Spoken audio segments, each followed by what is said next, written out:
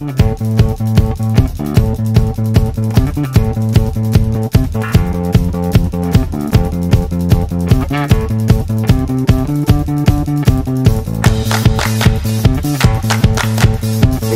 sequence start.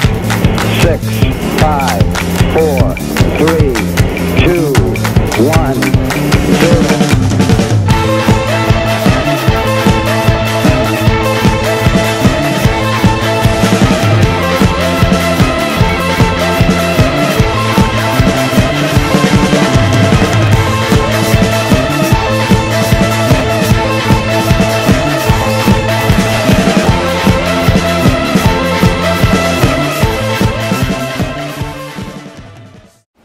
Maintenant que nous avons posé les différentes propriétés et différentes caractéristiques physiques de l'atmosphère, nous allons pouvoir nous intéresser à l'aérodynamique, à l'aspect dynamique, le déplacement de l'air, en nous intéressant aux écoulements autour d'un solide.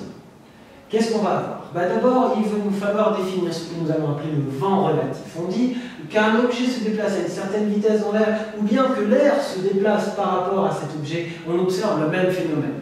Autrement dit, que vous soyez immobile au sol avec 20 km/h de vent qui arrive face à vous, ou que vous soyez en déplacement à 20 km/h dans un air immobile, les effets vont être les mêmes. C'est pour ça que nous allons parler de vent relatif. En effet, quand un avion se déplace en l'air, s'il vole à 100 km/h, eh bien c'est comme s'il y avait 100 km/h de vent qui arrivait sur lui. Peu importe que ce soit l'avion qui se déplace dans l'air à 100 km/h ou l'air qui se déplace sur l'avion à 100 km/h, les effets seront les mêmes. Alors, premier effet, nous allons parler de pression statique, pression dynamique. Rappelez-vous, tout à l'heure, je vous parlais du moment où vous mettez votre main à l'extérieur de la fenêtre quand la voiture se déplace. Eh bien, vous sentez ici une pression sur votre main. Cette pression, eh bien, c'est ce que nous allons appeler la pression dynamique. Dynamique qui est due au mouvement. La pression dynamique de l'air sur votre main. On vous dit un corps immobile plongé dans l'air subit de la part de celui-ci des forces de pression s'exerçant perpendiculairement à la surface. L'ensemble de ces forces est la pression statique.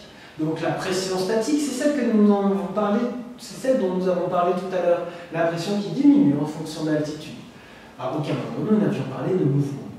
Or, maintenant, va s'ajouter à cette pression une pression qui est due au déplacement de l'objet dans l'air. Et donc cette pression additionnelle due au déplacement, c'est ce que nous allons appeler la pression dynamique. Alors, on va voir qu'il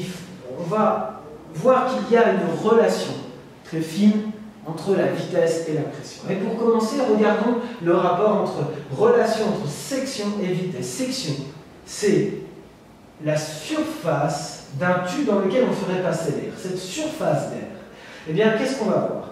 Si on a une première grande surface avec une vitesse à laquelle on envoie de l'air, et qu'à la fin de notre tuyau, ici, nous avons un rétrécissement, la surface devient plus petite. Eh bien, nous allons voir que surface fois vitesse doit toujours être égale. Donc, si la surface devient plus petite, alors il va falloir que la vitesse, elle, si la surface diminue, la vitesse va devoir augmenter. C'est ce que l'on vous rappelle là. Un fluide étant considéré comme incompressible, alors S1 fois V1 égale S2 fois V2 égale constante. Je suis d'accord que l'air est compressible, mais nous allons voir que ça a une grande influence, puisque quand la section du tuyau va diminuer, alors la vitesse va augmenter. Et ça, vous le savez si vous avez déjà joué avec un jet d'eau. Si vous prenez un tuyau d'eau, vous prenez votre tuyau d'eau à la main, vous voyez que quand l'eau sort, elle sort à une certaine vitesse, mais que si vous pincez le bout du tuyau, si vous diminuez la taille de la section, alors l'eau part beaucoup plus loin, parce qu'elle part beaucoup plus vite. Et donc, si je diminue la section, si j'oblige l'air à prendre moins de place, alors l'air va être obligé d'accélérer. De la même manière que la section influence la vitesse du fluide, ici, nous, ce qui va nous intéresser, donc l'air, eh bien, on va voir que la pression aussi a un rapport avec la vitesse. On vous dit que lorsqu'il est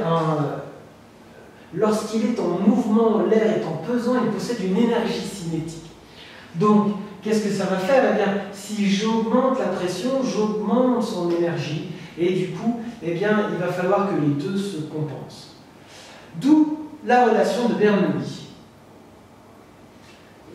Cette relation de Bernoulli, eh bien, c'est l'explication théorique de pourquoi est-ce que l'avion vole. Donc nous arrivons au cœur de notre problème. Que nous dit Bernoulli? Il nous dit que l'air qui arrive là ou qui est là va devoir conserver la même quantité d'énergie. Il n'y a aucune raison qu'il y ait plus d'énergie dans un endroit ou un autre. On verra que l'énergie ne peut pas disparaître, l'énergie se transforme. Donc on a la même quantité mais qui se transforme. Eh bien, on va voir que d'après la relation Bernoulli, à cause de l'équivalence entre énergie cinétique, donc l'énergie du déplacement de l'air, et l'énergie potentielle de pression, eh bien, comme ces deux énergies, la somme de ces deux énergies doit être constante, alors forcément, la pression totale qui est égale à la pression statique plus la pression dynamique, eh bien, ça va avoir une incidence sur la vitesse. On va voir quoi? On va voir que ici, à une vitesse V1, une section S1, on a une pression P1. Eh bien, ici, si la vitesse augmente, la pression va devoir diminuer. Augmentation de la vitesse, diminution de la pression. Tout est dans cette phrase-là. Augmentation de la vitesse, diminution de la pression. Nous allons voir un autre exemple. Cette relation de Bernoulli, elle est en relation, elle dit à peu près la même chose que ce que nous allons appeler un Venturi, du nom du scientifique italien Venturi qui a étudié ce phénomène la première fois. Nous avons ici de l'air qui arrive. La section diminue. Puisque la section diminue, la vitesse augmente. La vitesse est maximum quand la section est minimum.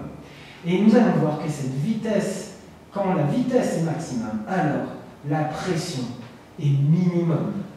Je reviens sur la photo, le schéma qui illustre notre couverture. C'est exactement la même chose qui nous est dit là, ce que vous n'aviez sûrement pas compris au début, quand sur cette couverture, et ce qui va être illustré ici.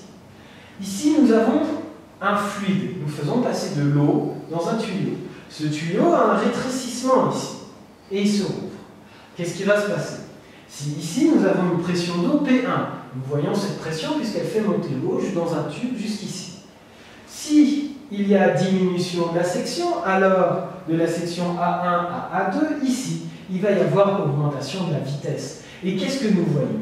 Eh bien, nous voyons que la pression diminue. Ce liquide est beaucoup plus bas que celui-ci, même en prenant en compte la différence de hauteur. Cette hauteur-là est plus petite que celle-là. Cette différence-là, c'est la différence de pression, ce delta H qu'on va retrouver. C'est la différence de pression entre ici et ici. Encore une fois, je reviens là-dessus et c'est ça qu'il faut retenir. Si j'augmente la vitesse, je diminue la pression. J'augmente la vitesse, je diminue la pression. Nous allons voir comment cela nous permet de voler. Tout de suite un exercice. Donc on vous dit une aile se déplace à 100 mètres par seconde dans une masse d'air à la pression statique de 1000 hectopascales et de masse volumique 1,2 kg par mètre cube. On a un point de l'extrado de l'aile. On mesure une vitesse de 110 sur le dos de l'aile, 110. Quelle est la pression statique en ce point? Deuxième exercice. Un avion vole à 288 km/h à une altitude où la masse d'air est à la pression statique de 800 hectopascales. La température est de 6 degrés Celsius et la masse volumique de l'air est de 0,87 kg par mètre cube. Quelle est la pression totale en ce point de l'extrado? Je vous laisse faire une pause et prendre 2 minutes pour essayer de faire cet exercice.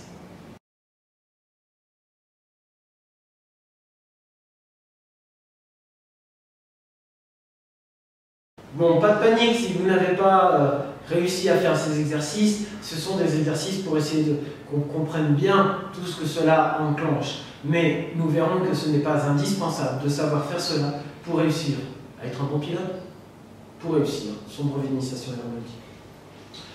Donc, la suite de tout ça, ça va être de s'intéresser maintenant à la manière dont l'air va glisser sur l'aile. Comme vous le voyez, vous commencez à le pressentir, c'est là que va être tout le secret d'une aile d'avion, la manière dont l'aile va se déplacer dans l'air, dont l'air va se déplacer sur l'aile. Alors, il faut là arriver sur un point de vocabulaire important. Qu'est-ce qu'on va appeler un écoulement? Un écoulement, c'est la manière dont un fluide se déplace. L'écoulement de l'air, on va voir qu'il y a deux régimes, deux manières. D'abord, le régime laminaire. Les particules d'air suivent des trajectoires parallèles, l'écoulement est régulier en pression et en vitesse. C'est ce que nous avons représenté ici. Toutes ces molécules d'air se déplacent dans des trajectoires parallèles à des vitesses identiques. C'est comme quand, je reprends l'exemple du caillou dans la rivière, l'eau va glisser dessus et on voit que l'épaisseur d'eau est la même, c'est bien lisse, ça fait un miroir bien lisse. Mais nous voyons qu'à la fin de cette pierre, eh bien, nous allons avoir apparaître des tourbillons, des turbulences, régime turbulent. C'est quoi ce régime turbulent? C'est quand les particules d'air suivent des trajectoires désordonnées dans tous les sens. Et à ce moment-là, on a un écoulement qui est régulier en vitesse, en pression. Des endroits il y a plus de pression, des endroits il y en a moins. Et quoi qu'il arrive, la vitesse est différente en tout point. Maintenant qu'on a défini ces deux régimes, laminaire et turbulent, voyons ce qui se passe pour l'air quand il glisse sur l'aile d'un avion. Qu'est-ce qu'on va avoir? Eh bien, on va avoir ici le vent relatif, c'est-à-dire le déplacement de l'air par rapport à l'aile ou le déplacement de l'aile par rapport à l'air. Donc, ce vent relatif arrive. Eh bien, forcément, les molécules d'air qui sont contre l'aile vont frotter et vont donc se déplacer beaucoup moins vite. Et ces molécules d'air, en se déplaçant moins vite, vont ralentir les molécules d'air qui passent au-dessus, qui vont ralentir les molécules d'air au-dessus, qui vont ralentir les molécules d'air au-dessus. Et nous allons avoir une couche d'air pour laquelle la vitesse des molécules d'air n'est pas la même que le vent relatif. Cette couche, on l'appelle couche limite. Elle fait que quelques millimètres d'épaisseur au maximum, quelques millimètres. Et elle dépend de la surface de l'aile. Une aile de planeur qui est lissée pour être la plus glissante, la plus lisse possible, va avoir une couche limite beaucoup plus fine qu'une aile, par exemple, d'un avion métallique sur lequel on va avoir des petites têtes de vis, des plaques de tôle qui sont posées et du coup qui n'est pas parfaitement lisse. Donc nous allons avoir une couche limite ici dans laquelle les molécules d'air ne se déplacent pas à la même vitesse que le vent relatif. On va voir que la variation de vitesse, eh bien, ça va engendrer des forces de frottement. C'est ça qui va frotter, qui va faire ce qu'on appelle la traînée. Nous allons voir la force qui empêche l'avion d'avancer, qui retient l'avion d'aller plus vite. Et donc, ces forces de frottement, eh bien, elles sont dues à cette couche limite. Plus la couche limite est fine, et moins grandes sont ces forces de frottement. Comme je vous le disais à l'instant, l'intensité de ces forces dépend, et ça, vous pouvez me le mettre, me l'encadrer, dépend de la surface de contact et de sa nature, si elle est plutôt lisse ou rugueuse. Quand on dit la surface de contact, c'est est-ce qu'on est plutôt avec, par exemple, un avion en polymère, donc une matière type plastique, ou plutôt avec un avion en bois, un avion en toile, un avion en métal. Ça dépend du gradient de vitesse, c'est-à-dire de la vitesse à laquelle on vole. Le même avion volant plus vite va subir beaucoup plus de force de frottement, on verra que les deux sont en relation très finement. Et enfin, du coefficient de viscosité, cette viscosité augmentant avec la densité de l'air. Donc, densité de l'air, c'est-à-dire finalement la pression, la température, autrement dit l'altitude. Gradient de vitesse, la vitesse à laquelle vole l'appareil. Et le type de surface de ces appareils. On va avoir ce qu'on appelle un point de transition, encore un point de vocabulaire, et on vous dit la couche limite commence par être laminaire, comme ici. On voit que les traits sont les vitesses, ici les particules ont des trajectoires, les trajectoires sont parallèles. Donc on va dire que là on a un écoulement laminaire, mais avec des vitesses décroissantes. Mais si son épaisseur augmente de plus en plus, eh bien on va arriver à ce qu'on appelle un point de transition. C'est-à-dire un point où l'écoulement devient turbulent. Donc au début laminaire, puis la couche limite augmente. Et d'un seul coup, on va avoir un écoulement turbulent, Rappelez-vous toujours de l'image de la pierre, du galet dans la rivière. L'eau passe dessus. Au début, eh bien, on va avoir une couche bien lisse, bien laminaire, puis turbulente derrière. Eh bien, ce point sur l'aile d'avion, quand l'air arrive au début, c'est bien laminaire, puis à un moment, ça va devenir turbulent. Ce point où l'air devient turbulent, c'est ce qu'on appelle le point de transition. Donc, pour visualiser les écoulements, on revient à regarder le trajet des molécules d'air autour de l'objet en mouvement dans l'air ou autour duquel l'air est en mouvement. Donc ici, vent relatif, nous avons notre objet. Et nous voyons qu'à cause des turbulences qui apparaissent derrière, eh bien ici, il va y avoir une diminution de pression. Cette diminution de pression va avoir tendance à tirer l'objet dans le même sens que le vent relatif. Cette force qui va tirer notre objet dans le vent relatif, c'est ce que nous allons appeler la traînée. La traînée est une force parallèle et de même sens que le vent relatif, ou parallèle et de sens opposé au déplacement du corps. Autrement dit, si mon corps se déplace comme ceci, alors le vent relatif est là, et ça revient au même de dire que c'est parallèle, mais opposé au déplacement du corps. Ça, c'est à entourer, colorier, c'est la définition que vous devez connaître. Donc forcément, pour diminuer cette traînée, eh bien, on va modifier la forme du corps. C'est ce que nous avons appelé un profil aérodynamique. Vous avez déjà entendu parler de l'aérodynamisme d'une voiture, par exemple, la différence entre une fourgonnette, un matatou, et une voiture de course. Vous voyez que la voiture de course est beaucoup plus affinée pour mieux pénétrer dans l'air, justement pour diminuer cette traînée. Alors nous pouvons faire quelques expériences. Nous verrons que par exemple si nous utilisons une sphère, alors la traînée est de 50%. Ici 150. Le fait d'utiliser une sphère par rapport à une plaque, eh bien on diminue déjà par 2 cette force. Et pour le meilleur profil, eh bien ça va être ce profil en forme de goutte d'eau. Effectivement, quand une goutte d'eau tombe, eh bien elle va avoir tendance à prendre la forme qui lui donne le moins de traînée. Et c'est cette forme goutte d'eau. Donc c'est avec une traînée comme ça, on est à 10% de la traînée là. Autrement dit, c'est 10 fois moins de force, 10 fois plus facile de se déplacer dans l'air, ou 10 fois plus facile dans l'air de se déplacer autour d'un objet qui a cette forme goutte d'eau.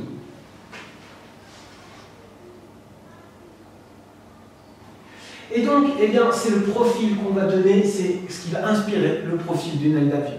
Mais on va voir que pour une aile d'avion, il va falloir que nous coupions le dessous de la goutte d'eau. À ce moment-là, nous allons avoir une traînée minimum, mais surtout, nous verrons que nous aurons une vitesse différente entre les molécules qui passent en dessous et les molécules qui passent au-dessus. Et rappelez-vous, si la vitesse est plus grande au-dessus, qu'est-ce qui se passe? Si la vitesse augmente, la pression diminue. Le fait de faire cette forme-là, nous allons voir que c'est ça qui va créer une dépression ici et aspirer l'aile vers le haut. Tout le secret des avions est là.